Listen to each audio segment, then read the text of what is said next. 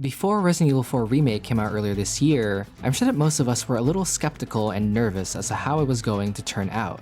After all, like many of you, RE4 is near and dear to my heart. That's why the idea of remaking a game that was so popular and influential for its time seems downright sacrilegious. The last thing we want is for Capcom to ruin the legacy of an already great game with a large devoted fanbase. However, I think we all knew that with Capcom's recent track record, it was only a matter of time before RE4 would eventually be remade. Fast forward to now, over half a year later since the remake was released, and it's been a complete and total success. Not only did Capcom meet most of the fans' expectations, I would argue they even exceeded them in many aspects, improving and modernizing the core experience of the original RE4 and reinventing it for a contemporary audience. My name is Andre, and let's talk about the absolutely sensational Resident Evil 4 Remake.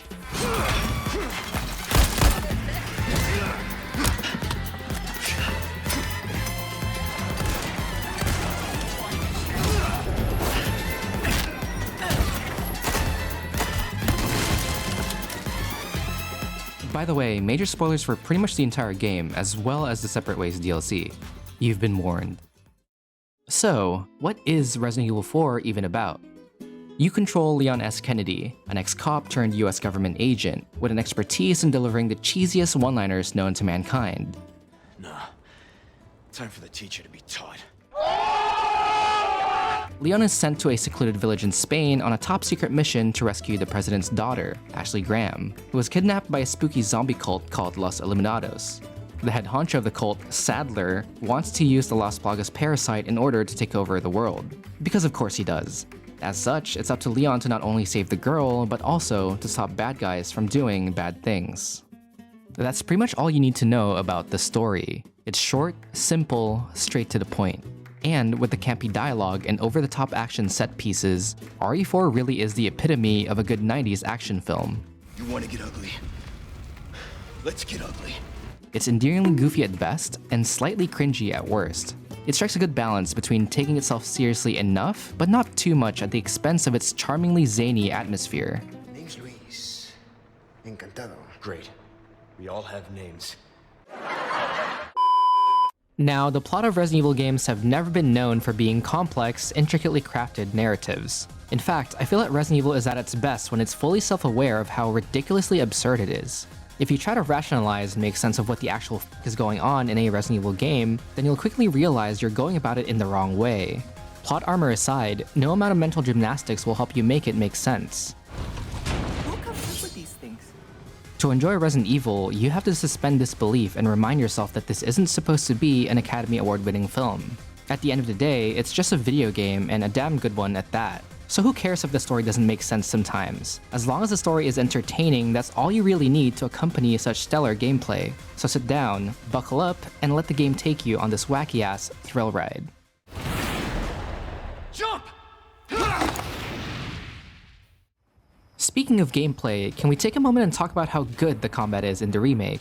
RE4 is an action survival horror game that features an over-the-shoulder third-person perspective, which is similar enough to the original, but instead of always having to stop, point, and shoot, in the remake you can now move, shoot, and most importantly, reload at the same time. And while this isn't something to write home about on its own, compared to the original, this changes everything. Simply put, combat is a lot faster and way more intense than it's ever been. Because the remake grants the player more freedom of movement compared to the original, it evens out the playing field by making the enemy AI faster and more aggressive. A lot of the time, they're surrounding you from all directions, swarming you, and forcing you to do whatever means necessary to get yourself away from them. The game's aggressive AI, coupled with its intricate level design, also incentivizes you to move around instead of staying in one place, whether you're picking up strategically placed items around the level in the heat of battle, or you're kiting enemies around obstacles you can use to your advantage. As you progress through the game, you'll encounter more and more enemy types that will force you to change your playstyle. Even your average Ganado now have different movesets to keep combat from getting stale and repetitive. Some will charge you with a pitchfork, and others will grab you from behind, leaving you vulnerable to incoming attacks. And while many of these enemies are largely kept the same as they were in the original, some enemy types have their roles and behaviors changed during combat. Whatever the case may be, the remake pushes you to use the environment as well as Leon's full arsenal of weapons to deal with whatever threat he's facing. Compared to the original, there are also small quality of life changes that improves the overall gameplay loop, whether it's adding a weapon wheel so you don't have to go to your attaché case to switch weapons, being able to craft specific ammo using gunpowder and resources, going on the shooting range to earn gacha money for case charms, doing merchant quests and trading spinels for unique items, and finally, not having to use healing items on Ashley whenever she takes damage. With all that being said, I haven't even talked about probably the biggest and most important gameplay change that was made in the remake, and of course, I'm talking about the knife. In the original, the knife was arguably Leon's most useful weapon. It had two basic functions: opening crates and boxes and stabbing down enemies to save ammo. And while using the knife was absolutely mandatory in the original, to be honest, I never found it that fun to use. To me, it often felt sluggish and kind of awkward to wield. However, the knife's capabilities in the remake have been drastically overhauled for the better. For starters, the knife now has durability, and while that doesn't sound all that great at first, it makes more sense if you think of the knife less as a weapon and more as a replenishable resource. At its core, the knife enables you to conserve health and ammo at the expense of your knife breaking. You can use your knife to break free immediately from enemy grabs instead of losing health over time. You can run up and execute downed enemies writhing on the floor, which saves you way more bullets in the long run than if you had let it revive, but it also puts you at risk of getting flanked by enemies. The remake even introduces a new stealth mechanic, enabling you to sneak up behind enemies to assassinate them without making any noise. And did I mention you can parry in this game now?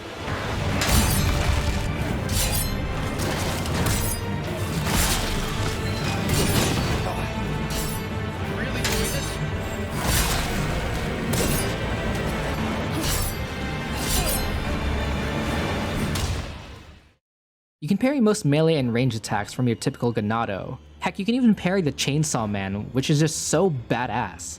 Not only does parrying block incoming damage, it also often leaves enemies vulnerable to a melee attack, which helps you save both on health and ammo. The timing window for parrying is also pretty lenient, so someone who's abysmal at parrying, like me, can reliably parry in the remake. Now, I know that not everyone will appreciate these changes in the remake as much as I do. If you like the Resident Evil franchise for its core survival horror identity, then there's a fair chance that you'll find the RE4 remake disappointing. But if you're like me who loves Resident Evil mostly for its over-the-top action sequences and goofy-ass dialogue, I'll let myself out.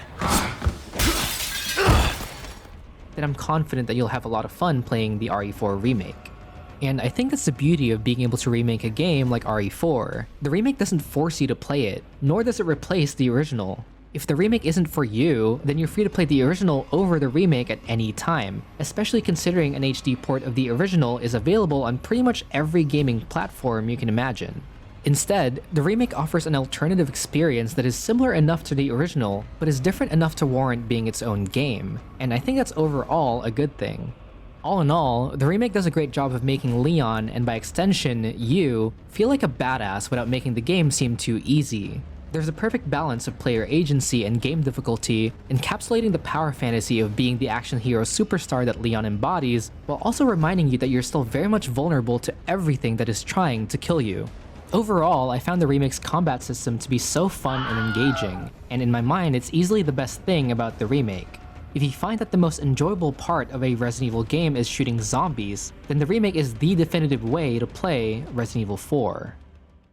So I played RE4 on PC, and can I just say how gorgeous this game is? I don't even have a good PC by modern day standards, but I'm surprised on how visually stunning it looks regardless. Controlling Leon on keyboard and mouse feels smooth and incredibly responsive, and I think that's partly a testament to how well optimized the game is on PC.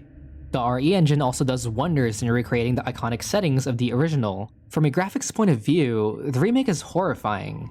Everything is darker not only in lighting, but also in tone and atmosphere. Modern graphics allows the remake to represent gore and viscera in such gruesome detail that wasn't possible in the original. In the remake, there's a total of 16 chapters split between 3 distinct locations: the village, the castle, and the island. From the moment you leave the cop car and step foot into the village in the beginning of the game, the vibes are just way more threatening than ever before. Your first contact at the Hunter's Lodge is actually terrifying this time around. The opening encounters at the village are also agonizingly intense, fighting seemingly endless hordes of Ganados. The boss fights in the village are also a step above their predecessors. That is, aside from the Del Lago fight, which was already kind of bad to begin with, and is even more of a snooze fest in the remake with its lack of QTEs. Regardless, fighting El Gigante is still as epic as I remembered, with the game including the iconic "Hey, it's that dog" moment. Hey, it's that dog. And finally, confronting the big cheese at the end of the village serves as a satisfying climax to the end of the first act. And no, I'm not talking about the annoying chase sequence where Ashley will literally do everything to get herself captured. I'm talking about the boss battle that comes after that in the slaughterhouse, which is honestly a pretty fun fight. Likewise, the castle now properly fits a gothic European aesthetic, which hides its macabre undertones via a facade of opulence and royalty. If the village was my favorite section due to gameplay and its nostalgia factor, the castle is my favorite in terms of exploration and ambiance. And maybe it's the English major in me who's a total sucker for gothic literature, but I just couldn't get enough of exploring the twists and turns of this horror-filled castle. Exploring the castle can actually be nerve-wracking at times, whether you're in the dungeons finding yourself face-to-face with the Garrador, in the underground lab section being relentlessly pursued by the Verdugo, or you're running around the library as Ashley trying to escape Plaga-infested pieces of armor. The castle just hits different this time around in the remake. But sadly, not all of it hit different. For starters, the catapults to the castle gate when you're escorting Ashley is probably the worst part of the game for me, and it magnifies why escort missions can be so infamously infuriating. The part where the Gigante throws rocks at you is also pretty bad, not in terms of making you mauled, but in terms of it being tedious and drawn out. And even though the underground mine section is shortened and largely transformed, the stupid bugs are as annoying as they were in the original, and the on-rails minecart section is a downgrade, serving more as an interactive cinematic than actual gameplay. But hey, at least it gives you a little more time to spend with Luis, becoming your companion as you fight Ganados again, which is actually a nice change of pace from having to deal with cultists all the time. And you even get to fight the two Gigantes with him this time around, giving the same fight from the original a new dimension here in the remake. And finally, the island is basically the same as I remember, which honestly sucks because this was the one part of the original that I wish the remake would completely overhaul. It's easily the worst part of the game, but I will say that, at the very least, it feels way less bloated and dragged out as it was in the original, so if anything, it's an improvement, I guess. To me, there's just too much of a tonal shift between the island and the rest of the game that it ruins its thematic continuity. And I know I've been saying how you should be suspending disbelief and that I love Resident Evil for its over-the-top action sequences, but even I have my limits, okay? At what point are you playing the same game anymore when you're fighting zombies using rocket launchers and heavy machine guns? When you reach the island, it stops being a survival horror game and it becomes a full-fledged action game. Sure, there are a few sections in the island that can be genuinely terrifying, and I'm only referring to the regenerators, but that's pretty much it. I think I ended up rushing through like the last 2 hours of the game because the experience was so incoherent that I just started losing interest. The penultimate fight between Leon and Krauser is undoubtedly the best part of the island, but that also means the Sadler fight is underwhelming, despite him being the final boss of the entire game. I'll give you a holy body.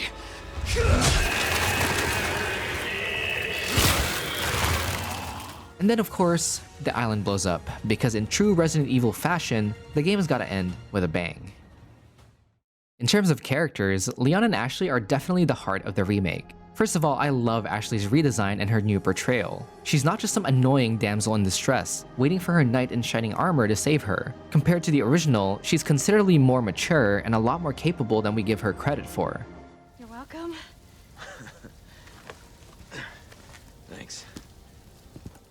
When Ashley meets Leon for the first time in the church, she's apprehensive and distrusting of Leon. But throughout the game, you can sense their bond growing stronger, with Ashley learning to trust Leon and vice versa. This is in large part due to the fact that, unlike the original, they actually talk to each other outside of pre-rendered cutscenes.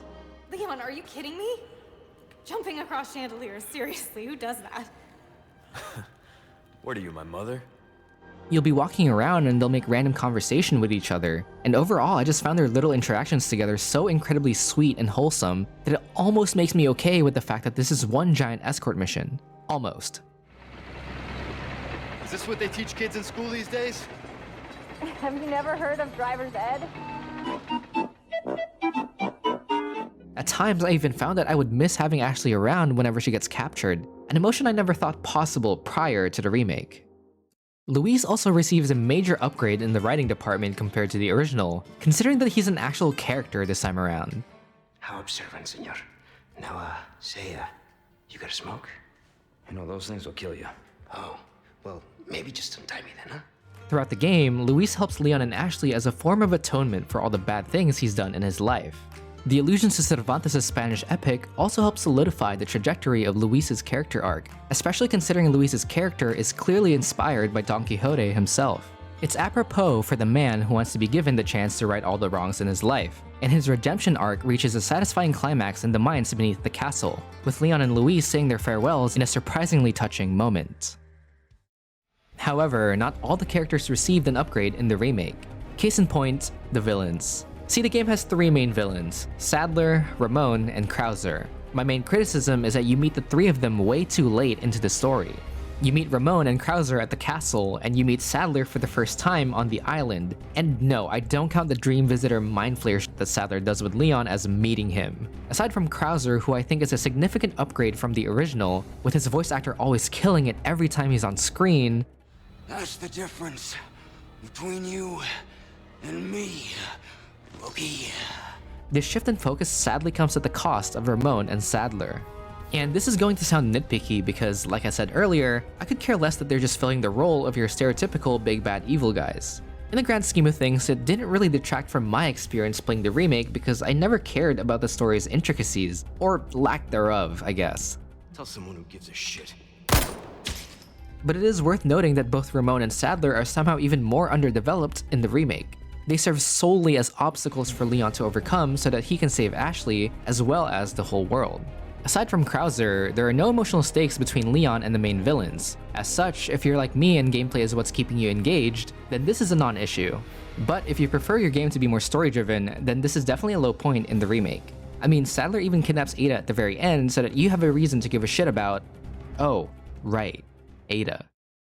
I remember when the remake first came out, and a lot of fans really disliked this new version of Ada, and while there are a lot of valid criticisms about her that I agree with, especially regarding her character writing, most people complained about the subpar performance of her voice actress, Lily Gao, with some going as far as to personally harass and attack the VA online, directly calling her work bland, uninteresting, that she doesn't deserve to be Ada's VA, and I'm sure a lot of other worse things. Now, I value freedom of speech as much as any God-fearing American. In America. But it goes without saying that no one deserves this level of hate just because of a bad performance. And this is addressed not to you, my lovely viewer, but to all the people out there that felt the need to go out of their way to harass Lily Gao. You should go out and touch some grass, bro, honest to God. But I digress. Let's get back to Resident Evil. Personally, I'm quite lukewarm on Ada. Visually, I think she looks stunning, conforming to her identity as a femme fatale via her looks and her mystique. However, she doesn't meet the expectation of being a seductive woman, which was a core part of her identity in the original. And as much as I agree that her VA could have done a better job delivering certain lines, I also fault the writing and the direction of her voice acting, which all contribute to this seemingly lackluster portrayal of a beloved character. Oh, Leon. You know I don't work in town. It's also disappointing that Leon and Ada have like zero chemistry in the remake. I don't get how all their scenes together are so unbearably awkward, but they just are. They act like uncomfortable ex-lovers that reconnected for the first time in a while, resulting in these dragged out scenes of monotonous dialogue that goes absolutely nowhere. You look like you've got something to say. Uh-oh! I have something to ask you. But I don't think I'll get a straight answer. Huh?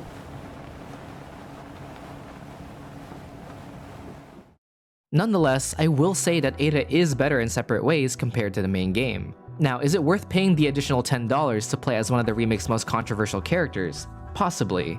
If you couldn't stand Ada in the remake, then the DLC is probably not for you. But for me, I found that it mostly redeems Ada as a character, especially since you now get to experience the events of the remake through her perspective. Side note, Louise also gets a lot more screen time in separate ways, which is a pleasant surprise considering you can never go wrong with more Louise in RE4. I also enjoyed Louise and Ada's dynamic way more than Leon and Ada, and maybe that's just Louise's overflowing charisma at work, but I think Ada's more muted personality actually fits in this short side story. I can't leave you here. Not like this. Spare me. I'll be fine. You got another promise to keep. All right, but you come find me as soon as you're done here. There's an underlying sense of melancholy and regret behind each of her words, as if she's dealing with a lot internally, hidden behind her calm and reserved demeanor. In separate ways, you'll often find yourself in the exact same areas as when you were first playing as Leon, with a few new levels added to its short 7-chapter runtime. And while you may find that disappointing, at least there's always an added twist to the same levels that, to me, made it a new enough experience. The DLC also introduces the grappling hook, a mechanic that is entirely unique to Ada, letting you zip across specific areas that was previously inaccessible to Leon in the main game. However, it doesn't change the combat system all that much. Sure, it's nice that you can grapple to an enemy for a melee attack, and you can even use it to pull shields away if you buy a certain case charm, but that's pretty much it. You can't freely aim the grappling hook to help you maneuver and reposition in most combat encounters. In fact, the only fight in the DLC where the game wanted you to use the grappling hook was the fight against the Gigante, which was honestly pretty epic considering I got to cosplay as Mikasa from Attack on Titan for a few minutes.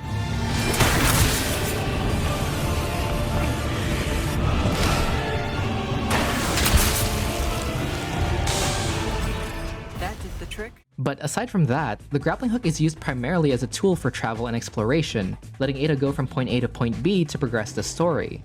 And speaking of story, it's pretty mid? Sure, the DLC is a great character piece, and it fills some narrative holes present in the remake, but it largely fails at foreshadowing an overarching plot bigger than the self-contained story of RE4, and all the Wesker stuff is just pretty boring in general, but maybe that's just me. From the gondola ride, the laser room scene, to finally the U3 boss fight, Separate Ways is just more RE4 Remake, plus recycled cut content. Except this time, there's a little price tag attached to it, despite it being completely free in the original.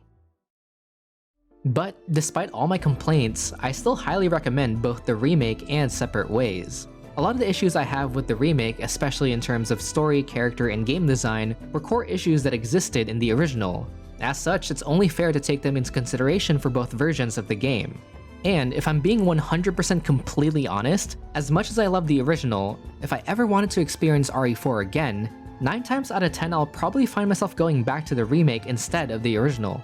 In the simplest terms possible, playing the remake is like having my cake and eating it too. The remake perfectly recaptures that feeling of nostalgia, like I'm playing the original RE4 all over again for the first time. Where's everyone going? Bingo? It feels like an entirely new, yet vaguely familiar experience, reimagined for me to enjoy and have fun with. That's why, even if Resident Evil 4 is not a perfect game, to me, it's a near-perfect remake. Thank you for watching. Well, let me look at that. Ooh! Oh my God god! damn! I'm sorry, he slapped me, I was looking. Yo. They said my eyes were up here. He's beating my ass. Damn, hey! Damn, oh my god, did you see the head look back at you?